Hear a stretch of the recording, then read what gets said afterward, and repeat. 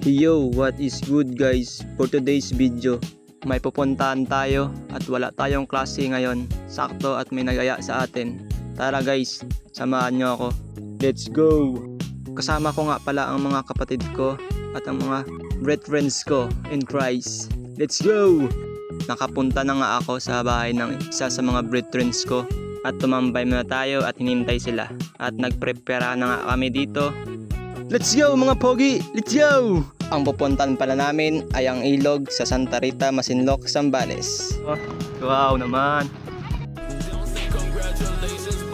Shoutout to the newest weddingly and married husband and wife, Kuya Jesrom and Ate Jen P. Buenaventura.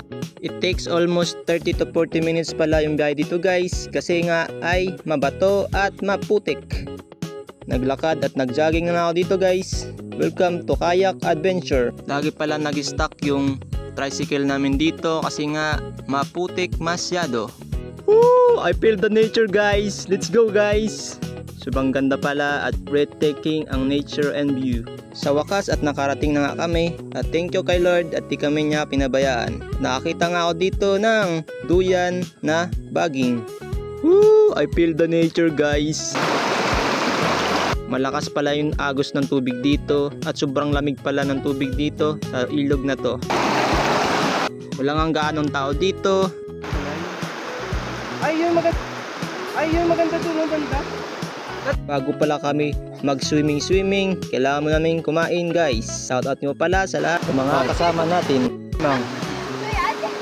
Ayun na nga, pagkatapos I feel the sound like the view is sounding like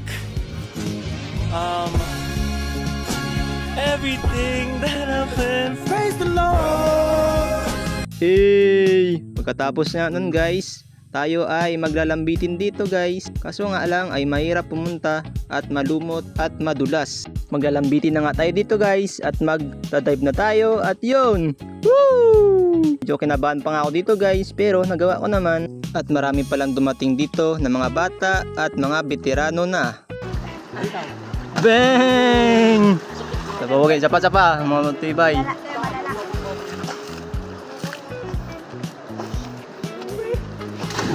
Ito na nga guys, ang pinaka-veterano sa lahat. Pagkatapos nun, si kuya naman. Kaso nga lang, natatakot daw siya. Mihingi siya ng share sa kabila. Kaya ako muna ang mauna. Kinakabahan pa nga ako dito. Sa una lang guys, ang kinakabahan at kabado. Pero nagawa mo na. Yun, kayang-kaya mo na. Nagagawa na nga ni kuya. At yun, ulit-ulit na niyang ginawa. Nagwantosawa na siya kakatalon. Pagkatapos nun, ang kapatid ko naman. Kaso nga lang, ang tagal. Halos 1 oras na akong naghihintay. Kaya gumala na lang ako dito guys. Hanggang sa pinakadulo. Medyo mahirap nga dito at mabato at masakit sa paa. Pagkatapos nga nun guys, sobrang nag-enjoy ang lahat. At thank you sa nagaya sa amin, sila Kuya Jess at Ate Paye. Shoutout po sa inyong lahat. Hindi lang pa ako.